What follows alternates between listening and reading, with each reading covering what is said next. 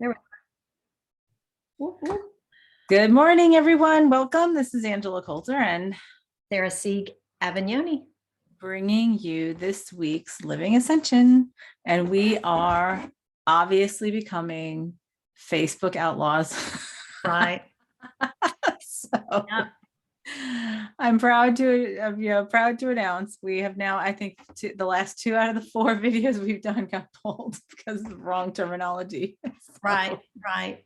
Yeah. And I was funny that I was so triggered by that. And at first I was like, oh, I felt like I'd done something wrong. And then it went the whole other direction. And it was just like, well, next it's going to be this, and then it's going to be this. And if I do this, then it's this. And it's like, hold the phone. This was not some person behind the desk doing something personally. It was an algorithm that judged me. That judged you. And then you got upset about it, right? I know, because it's funny when I saw it, I was like, yeah, we got pulled. Right.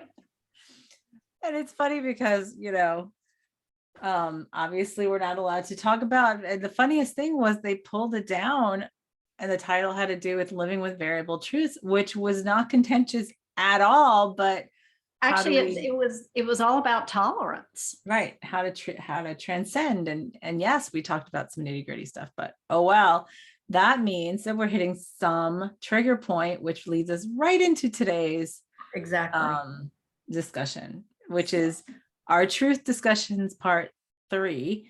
And it's a great day to in the United States, they call it Independence Day, but some of us sort of aren't feeling so independent. Yeah. So anyway, but the independence is all within you, right? So what we wanted to really title today's, but then we, since we've had 2 of the last 4 taken down, we have to be a little more generic about our titles, apparently, is, the truth will set you free, but it'll piss you off first, right? Right. Right. Good morning, Sandy. So we wanted to talk about so this is truth part 3, right? With 3 weeks, we've been talking, the last 2 weeks before this, we've been talking about, yeah, you too. Sandy said happy Freedom Day. Right. So that's what we're talking about. Being free, right, is going to piss you off first, because what holds us in, what the discussion was that we got into is what holds us in chains is our judgment about everything around us, right? Right. Which, a facet of that is expectations. Right. And so right now, no matter what side of the spectrum you're on, no matter what you believe, there is so much chaos sort of going on around us in contention, and not just in the United States, all over the world, in all different kinds of ways, shapes, and forms, right? Exactly. Right. But the thing is, we aren't special. Yeah, no, we're not. We try to think we are, but yeah, we're part. But that's part of the whole. So this is the part of the whole thing. And what sort of got me thinking about this particular topic too was we had a comment on our video that got taken down last week, so now you can't go and see it, unfortunately. But go listen to the podcast. About how, like, as we talk about the collective stream of consciousness, and I had somebody say, oh well, we want to separate from the collective stream of consciousness and get our own truth, and it's like, no, it's not one or the other, it's both. And that's what Sarah and I focus on, is let's talk about that in review, because that's going to really fall right into what we're talking about today, which is we discovered a long time ago, I don't know, is it 5 years now, 6 years, you and I, something like that? Yeah, I think 2014, I think. Okay, so that'd be 8 years. All right, wow, it's a long time. Anyway, at some point a while ago, we realized that we'd have our discussions, we would do a share together, and between the clients I was seeing, the client she was seeing, what we were seeing out there, what I was teaching and seeing in classes, what she was teaching and seeing in classes, and what was going on in individual, in each of us had common themes all the time, no matter what it was. And it was like, well, so it started to become, oh, what's the theme of the week? Because it was always a theme. And when we start to live from this place of saying everything is a reflection back to us of what's inside of us, then we absolutely are the collective stream of consciousness, right? And so I feel like the individual was talking about the ego of the collective stream of consciousness, but it's like, well, we're a part of that too. The key, Right. as we have always said, is the consciousness and the observance of it to be able to see how it's reflecting back to us, right? Now, on that note, there is so much contention in our realities right now, right? Yep. That's yeah. And that's an understatement. And I can, and I will say that it's barely a day that I go without some sort of even a minor trigger to look at. Oh, absolutely. But the key is that when we talk from this, right? So we're talking about the fact that we're all connected, we're all interconnected. What goes on in the stream of consciousness, we are a small piece of individual consciousness that is part of that collective, which then is part of in turn a bigger collective and a bigger collective. And that's how we understand things in terms of how we work with energy and our consciousness and all that kind of stuff. So the most contentious thing to you, whatever that is, the most contentious thing to you is inside of you. Right. So whatever it is that's really and it's probably, since it's the most contentious, it's probably the piece you refuse to see within yourself, because that is so loathsome. Yes, right, because we have chosen to judge it. Now, what came to me this morning, and when I was on my walk with my husband, and I was just sort of noodling, I was like, oh, this is an interesting thing to sort of look at that I don't think we've looked at before. We created duality. Oh, excuse me. It's supposed to be big because I'm yawning already before I even say it. Right. We created duality, right? And like, I think maybe it was last week, and I'm pretty sure you said it on the air, but I'm not sure if it was last week or the week before. I can't tell anymore because we talk we talk online, we talk offline, whatever. But you were talking about, and we were both talking about the concept of the Garden of Eden, right? And I think that was the first week. Was it? Okay. Yeah. Whatever. It was one of these. And then I was talking about Lemuria, which was the same kind of energy. And it was all about falling into density, and it was falling into separation, and then creating, and how you had believed that the idea of the Garden of Eden had to do with when we fell into like separation of creating a judgment of right and wrong. Right. The tree of knowledge. Good and bad or whatever. Right. Duality, that's separation of me and not me. Like, and as we see it as a completely non-judgmental, like from a completely observant space, is a me and not me. What's exclusive of me, which in general is I'm good, everything else is bad, or, like whatever, right? Or I'm so insecure that I have to believe that I'm the only good. Right. So what came to me this morning was why we have so much, and it's like, no matter how we go, right? So what, the question that's been on my mind for the last whatever has been, so we've had a big upswing in consciousness over the past 15 years, right? Mm-hmm. A big upswing in remembrance, big upswing in awakening, and everything was really, really, really starting to become substantial when we had COVID. And then it was like, we are trying to unprogram all that. Like, we're trying to shut it all down. And so that didn't work. So now we're doing all this, right? We're doing all this contention in government and institutions and ruling and control and power. And I've been sort of asking for clarity on, so like, if it's all us, right? So all of that striving for power and all of that lack of power is me. Right. Simultaneously. All within. Right. And so what came to me on the walk this morning to think about that sort of sat with me, like, oh, is what if we create this? Because fundamentally, when we go back to that key point that we created the idea of a me and not me, of a good and bad or right and wrong, that we have become so ingrained with that we're afraid of being wrong. That we're afraid that if we committed to one thing or another, that the other thing would be right and we would be wrong. So we have to create that equal and opposite polarity of people who are so staunch on that side and so Right. staunch on this side, because we have to have that balance to make sure we cover all the bases, because we Right. still are unsure about that. We are hedging our bet. Uh-huh. Yeah, because it's like one foot in one reality and one foot in the other, so we can switch. We can respond rapidly when the answer becomes obvious. Right. Right. And then it becomes it's truly the fight of the death of the ego as we've known it, because the ego that's been its creation, was right and wrong, good and bad, right, me and not me, and separation, identity. And it's like, no, I have to fight to stay alive. Right. Right.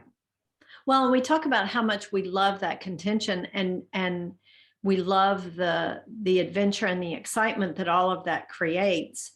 And because we view it that way, that justifies us having one foot in each realm. Right. And so of course we would create warring realities around us, right? Because it's playing out in a way that we have inside of us, even if we're not acknowledging it. Well, and I love when I see quotes pulled up that are relative today that were written hundreds of years ago. Oh yeah. Yeah. And it just shows how we are just cycling through, and that this is actually nothing new. Mm-hmm. We feel like it is, but it is nothing new. It's Right. it's an age-old pattern. Right. Right. So, then the thing that sets us free is that realization, right? Number one is everything, especially the things that trigger us the most right now on stuff that's going on around us, Right. are things that exist within us, or else they wouldn't be out there to reflect back. Right. Right. So the freedom that we have is, oh my God, the ego was feeling so useless and so futile. But when you say, oh no, that's all me, you say, okay, well then what is it to change within me that's going to change this around me?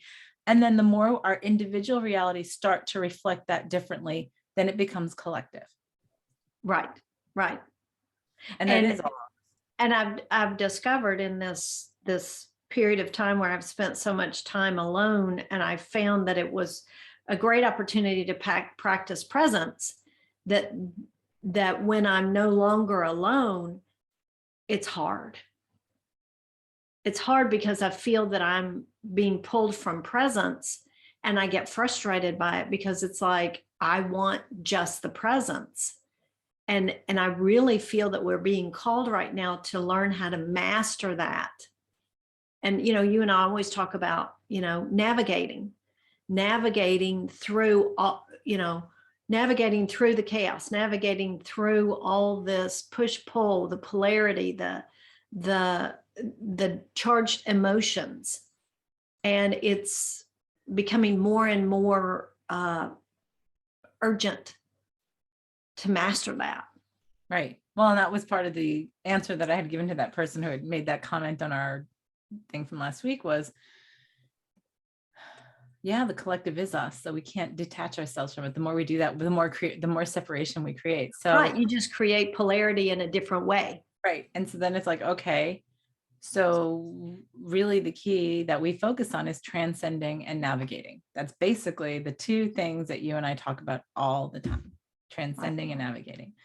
And the tools that we associate with that are that self-responsibility, which leads to that whole cycle of the forgiveness cycle. Yes. With the apology, the forgiveness. Yes. The oh wow, help me here. Apology, forgiveness, acceptance, embracing it, right. And then love and gratitude. And coming full circle to gratitude and realizing that, yes, I experienced this, but it doesn't have to be in my reality now. Now that I have full gratitude for it, it just becomes a part of me. Right. And then what happens is, like a storm or a wave or a ripple, as it starts to go further and further away. So then it starts to not affect you. It starts to affect you less and less and less. Right. Until it finally sort of dissipates out. So that's the thing is, everyone's like, what can I do about this? And what can I do about that? Well, yeah, it's to find It is to find the presence, right? So, and with everything else, it's not a presence or this, it's presence and being able to function with other people, with Right. It's the reality. presence within Yes. whatever, in whatever circumstance you find yourself. And I think that that is just, I love to call that the radical self, is that presence within whatever, you fill in the blank. It's your life, your creation. Yep. And Exactly. I just, that, And to me, when you're there, that's the ultimate freedom, because then it is. nothing controls you. Nothing controls you, no matter what it looks like on the outside. Exactly. And I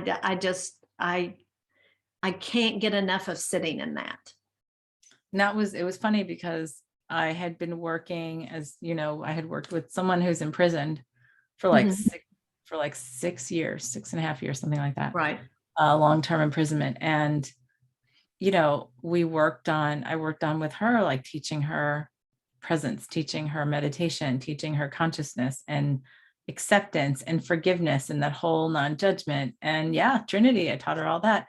And we had come to a point where I said, there are people I know who are not in prison and are far less free than you are. Exactly. Exactly. Because it's all here. It's all Right. here. And it's what we choose, because I see people imprisoned in a free life every single day.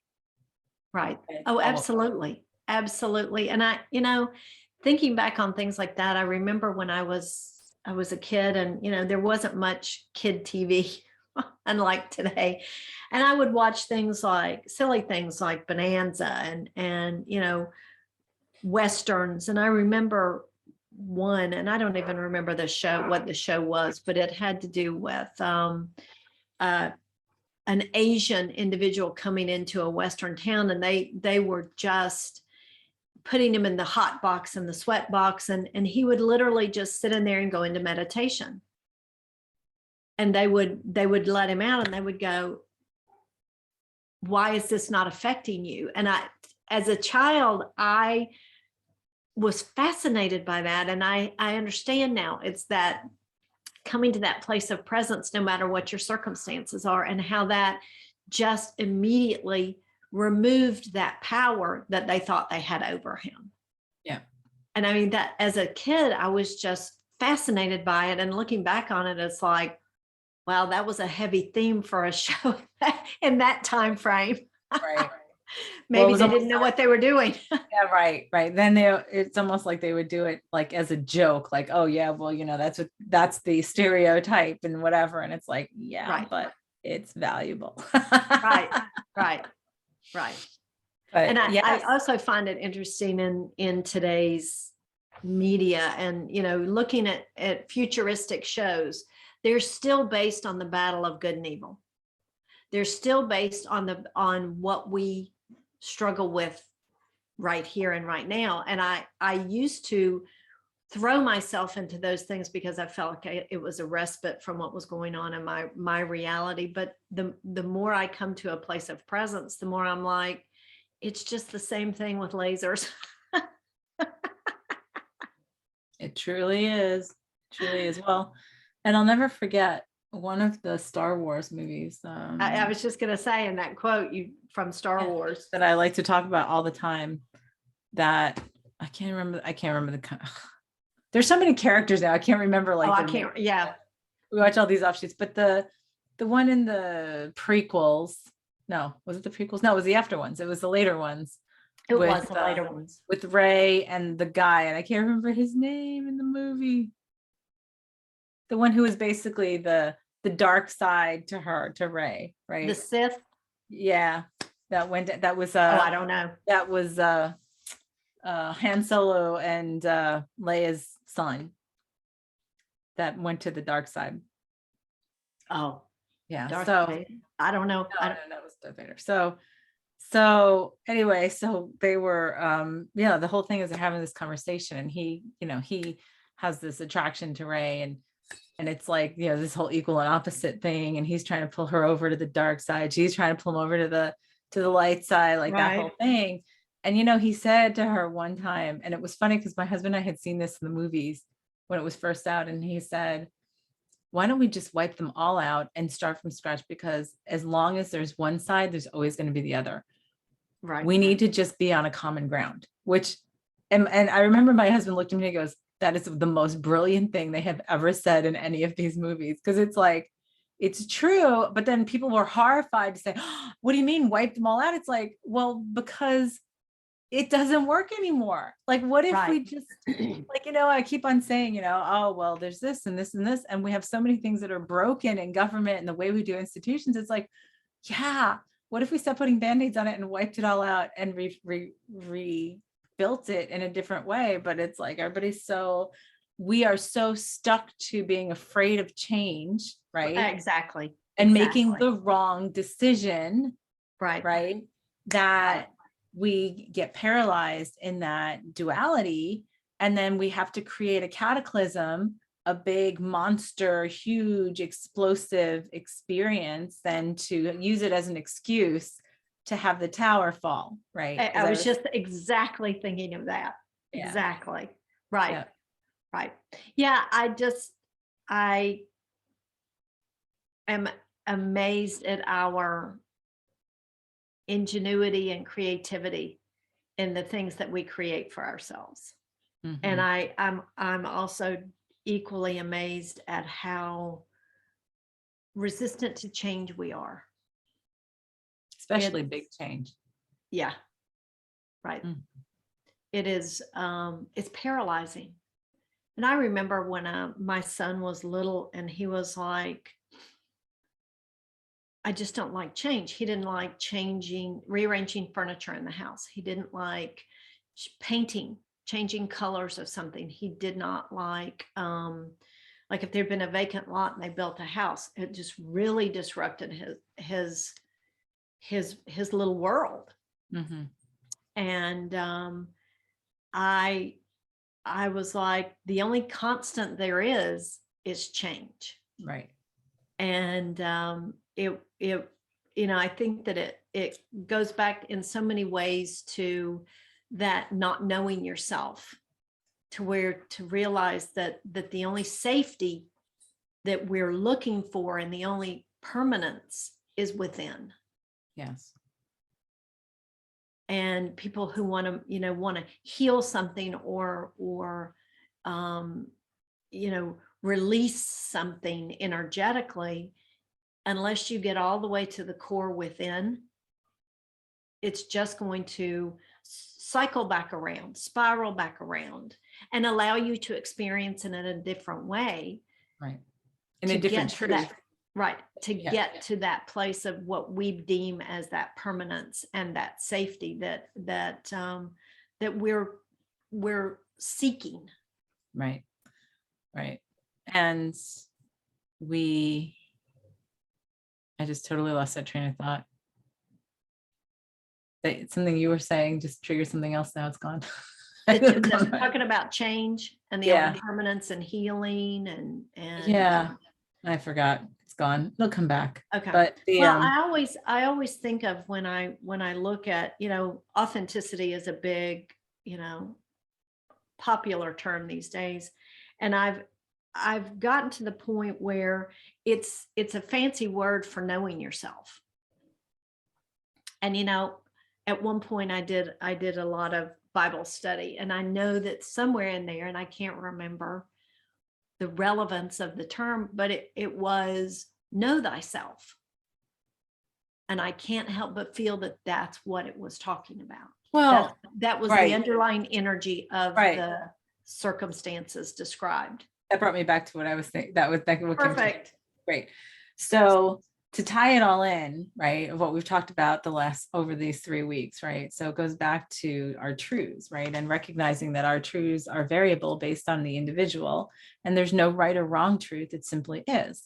So, that's the first thing. And then when you say that, then, okay, so there's 7.8 billion people on the planet. So there's 7.8 billion truths, and beyond that, everybody who's ever existed here.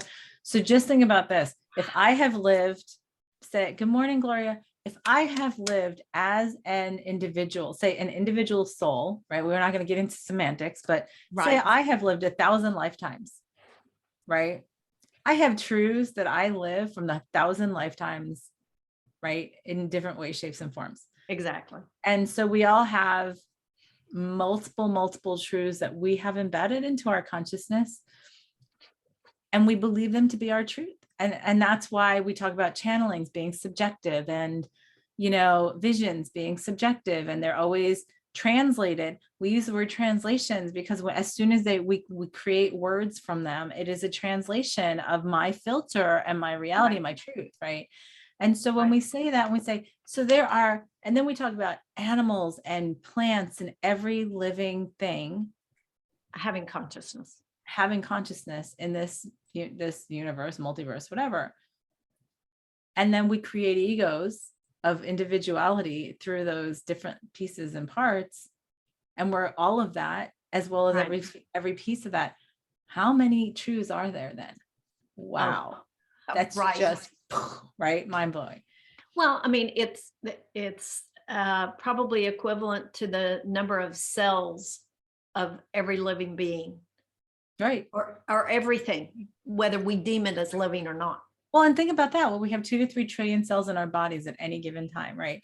So a cell that is dedicated to being a part of my heart and making my heart function, right? Think about this, right? This Has is a its little truth. has that's its truth. Is the most important thing in my universe is helping to create this function right here, right? And then then we have the cells in our eyes that Right. are supposed to be receptors for light and whatever, and translation into the brain, and that is their truth. And so if a cell from the eye and a cell from the heart are having a conversation, and the eye says this is the most important thing, and the heart says no, this is the most important thing, Right. who's right and who's wrong? Nobody. They Yeah. both are. Actually, they both are, not nobody. They both Right. are They both are. Exactly. for them, because that's their individual piece in the big matrix that we've created. So like, this is what we've been talking about over the past 3 weeks. It's like, okay, so when we recognize that gets overwhelming then to the ego's mind, going, oh, well, then how do we navigate that, right? Right. Or And how do we so, even conceptualize it? right.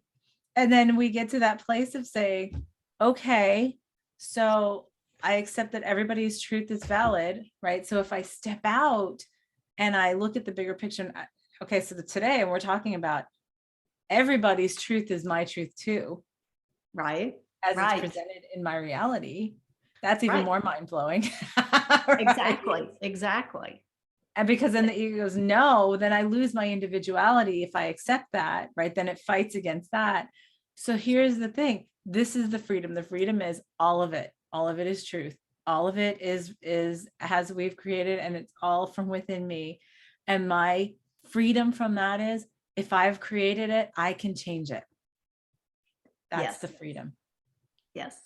And the way to do that is to get to full presence, to Full get presence. to full. And when we get to presence, we get to transcendence, because then when we can be in presence without judging, Sandy says, wow, that's powerful. It Yeah. really is. So when we get to the presence of all of that without judging it, and then we can step out, and in a way, that's how I see visions. Like when people ask how, like, what vision Right. work is like and stuff like that, that's how you start seeing visions, because you stop losing, because we limit our sight based Right. on what we judge and don't judge. And that's what I always tell people, is like, because they always say to me things like, so I've just recently done a whole bunch of interviews with clients that I've had over the years, and asked them, like, what are the things that they thought were great about coming to see me. And one of the things that was consistent of like everybody I talked to was, you see truths in me that I don't, like, you have seen truths in me, my own Right. truths, that I wouldn't see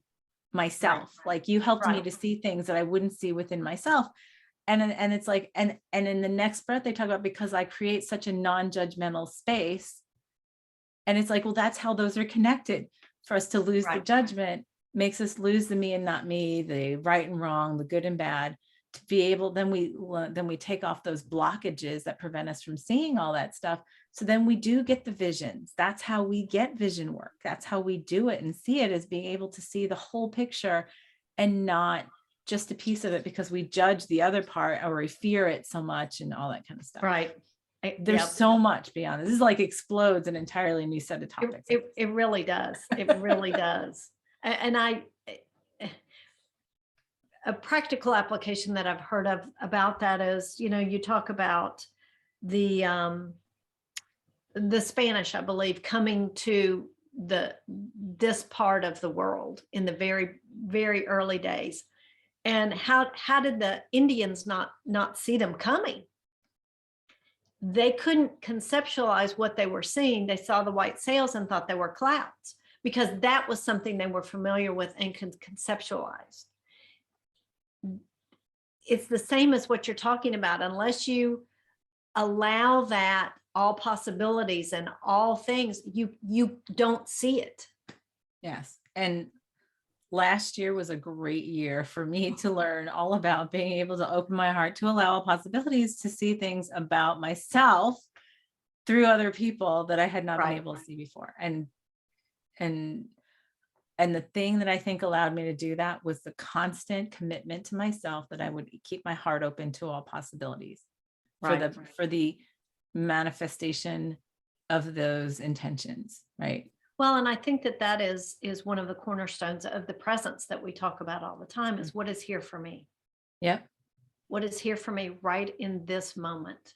And I see like when people say to me that I see the truth in them before they see it within themselves, it's because usually they are judging themselves or judging what's in front of them so much, because we all do it, right? Well, that's because that gives us the oh gosh, what's the term? It gives them the friction to do something. Right. And if you come to it from a place of being versus doing, you see so much more. Right. Because you say, well, this is a possibility, and this is a possibility, and this is a possibility. Right. Right. And it's like, yeah. And I can give you so many examples of that I've had in sessions over the years, people who are, say, wanting to move on with their life and they're stuck in a marriage. I talk about that a lot, and then they're worried about like not having their kids all the time. Right. Because of joint custody. And then it's funny because then they get into joint custody and then they realize, oh, but this is actually a facet of freedom that I didn't have before. Right. It's like having a free babysitter. I get time away from my kids. And I don't have to worry because it's their other parent. So, like whatever. So it's like, and then it's like, so their advantage, but like what we do as a culture is we judge, oh, well, no, that's going to be bad for the kids. And it's a broken family. But when you let go of the judgments and say, no, what if it's the opportunity for the kids then to have two happy households because both of those parents are being who they are that they couldn't be when they were together? Exactly. That teaches them more of a foundation of how to be themselves and be happy with themselves, regardless of what that looks like. So it's like, and there have been many times that I've worked with people through that. And then afterwards they're like, oh yes, like you were right. And it's like, of course, because that's sometimes my job is to be able to see those things without judgment, to say, okay, what are the possibilities? What are the things? And a lot of times how we drag it out is I'll say, what are the things you're afraid of? What are the things that you are most afraid of? That's an excellent place to start. And I want to say it's the hardest, but it's the easiest at the same time because it's ripe for picking. You have elevated its importance to that where it's just below the surface. Yes. And it's just digging at you and digging at you. And it may not be the core issues that's just below the surface, but where to start is right there because you've expanded your possibilities to the point where that is no longer comfortable. Right. And it's right there ready for you to look at. Yes. So maybe that's where we start with our intention. Yes. Is looking is having the objectivity to be able to look at what's right below the surface. And all without judgment. And the things that scare us the most. Right. And being able to identify that. I mean, because right now, if you look at what's going on collectively, right? What people are scared of the most is losing freedoms, Right. you Right. know, losing their own sovereignty, losing yeah, rights to themselves Yes. Yes. and rights to live a healthy life. And I mean, I'm like thinking of all the things. There's not just one thing, there's been many things. Oh, I've so But many things. um, but choosing to be in that, yeah, is to say, I choose that. Like, you can't tell me that I have it or I don't. I can just choose it. And what does that choosing mean? Does that mean moving to another country? Does that mean moving to another place? Does that mean changing relationships? Does that mean changing jobs? Does that mean changing my lifestyle? Like, it doesn't have to be political. This is like all different kinds of things. Right. Absolutely. It's all very personal, Yes. which is where these rights lie. Mm-hmm. Yes. So when we get to that place, and that's true transcendence, right? Mhm. And navigation, because if something's presented in front of us, then it's like, okay, we can choose for it to affect us, or we can choose for it not to. And then we ask, so what I ask myself is, if it's in my reality and I don't feel affected by it, what is it showing me? Is it asking me, is there a piece that I still have yet to release about that? Is there Right. Is there a judgment Mhm. that I am unaware of, Right? And then or a and then judgment I don't want to let go of? right, because it's so yummy to me, right? Right. Or I believe it defines me. And if I change that judgment, then how do I live with myself? Right. Right. How And do then I allow that lack of judgment to affect me? yep. And then you just see it, the ripples go, right? And then Right. Right. it stops being a freezing point. It stops being paralysis. But there's so many, like I said, there's so many times where I talk to somebody and it's like all they're doing is putting up their own brick walls, because they'll be like, well, what if you tried this? Oh, I can't because of this. I can't because of this, but I can't because of this. And it's like, well, any but has an ego thing, Right. is an exclusion, and it's a And limitation.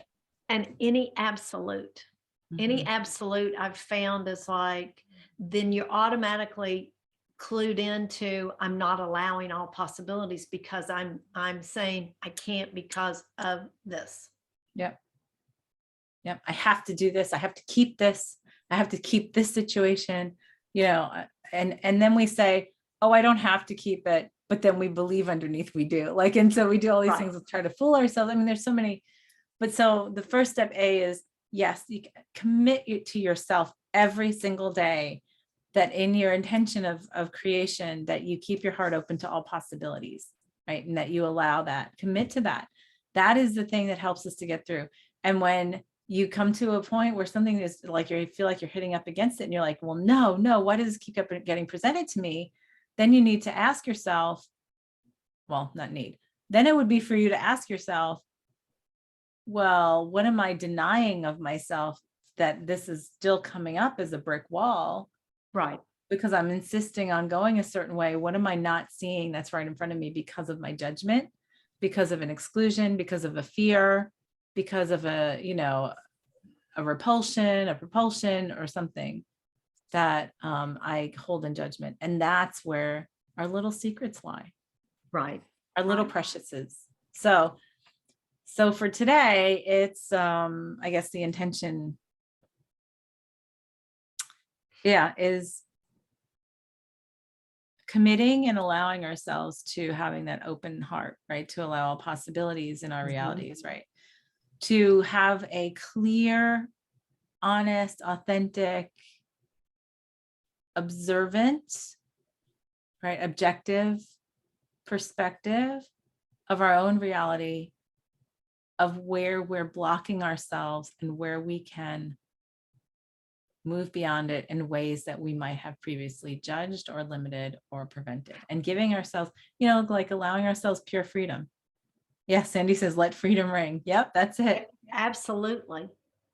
And Absolutely. having a clarity come in on how to navigate clearly. And Right. think about that. Like we always talk about, navigating makes me think of a car navigation, right? Like, so how do we navigate? The navigation comes from satellites, which is way above and sees the whole picture, right? Right. So when we navigate, we transcend the muck, Right. We're free of being caught in the muck. We're free of the quicksand, and we're able to simply navigate what way is the way we prefer. Then it becomes fun. Right. Right. So opening our heart to allow the possibilities, to allow that for ourselves, And trust. and trust. I Oh feel yeah. like trust is in there. And we do have a whole course on, we always have to come back to those on trust and self-responsibility, and taking that in our reality. Right.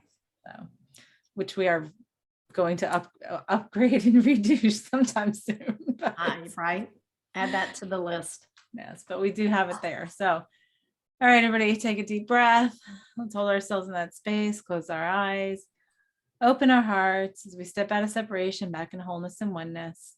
And we hold ourselves at the vibration where that is our truth. That is from where we exist, create, and experience.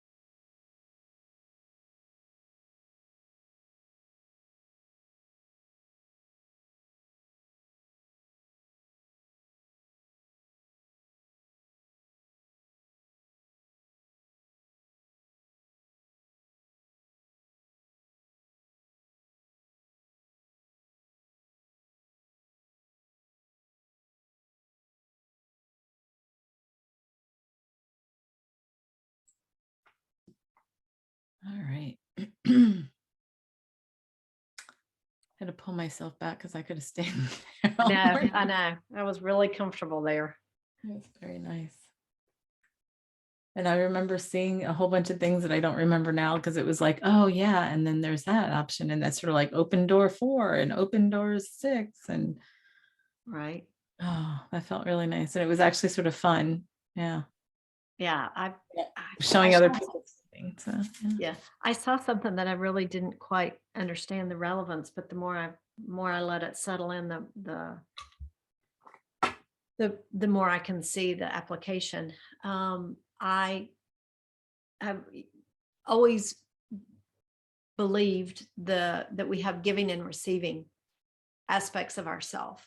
And I know for the longest time I exhausted the giving side, and the receiving side really, was very neglected, whether it was through my choice or just the opportunity wasn't there. But I noticed that in coming to that place of presence, that my giving side has become very sluggish, kind of, just because it's so self-focused. And I realized that the true freedom lies within the giving and receiving within yourself, Mhm. and that creating that cycle within myself and creating that balance and that flow brings me to such a stronger position of presence and freedom to create that giving and receiving, because then you're not always constantly searching externally for validation of that freedom. And I had my daughter's dog was here most of the weekend, and he is he's had the energy of always hunting, whether it's lizards or a leaf that blew or this or a squirrel outside the window, and it's just always on edge. And I couldn't figure out why that just unsettled me the whole weekend. And I realized that he can't settle within himself. He can't find that peace within himself. And it's that coming to that place of giving and receiving within yourself. So he doesn't have that freedom. And I just saw that so clearly, and it was just like everything just quieted within myself. So Cool. Sandy says it was wonderful. Thank you. All right. So here's your task, everybody. Share this with others. Right. And do this meditation again and again. We're here to support you. If you want to even do sessions with us offline, contact Right. us. And Right. we have the courses, and we have a whole bunch of other things coming up. So yeah, do this. If we do nothing else and we do this, everything will just fall into place. Right. So share this on social media, come listen to the podcast, because, since Facebook has randomly been pulling our stuff down. Right. Whether it's on Podbean or whether it's iTunes or most of the podcast social media. We're still under Ascended World for a lot of those because it takes some time to change over feed names and stuff like that, RSS feeds. But that's all technicalities you don't have to worry about. But yeah, so you can still look us up under Ascended World, even though we're calling it Living Ascension. It will change shortly. Well, and aren't the links to the podcasts within this Facebook setting? Yep. And so those links would still be valid even if Facebook takes this down. Yes. So right. So yeah, and pass it on, please. Because the more we help with this, the more we help everybody else with this, the more we help ourselves, Right. So have a great, for those of who are celebrating a holiday today, celebrate the freedom, and don't worry about the freedom around you, but celebrate the freedom within yourself. Exactly. Give yourself that freedom today. Yes. And every day. And we'll see you next time. This is Angela Coulter and Sarah Sieg Avignoni signing off with this week's Living Ascension. Have a great one.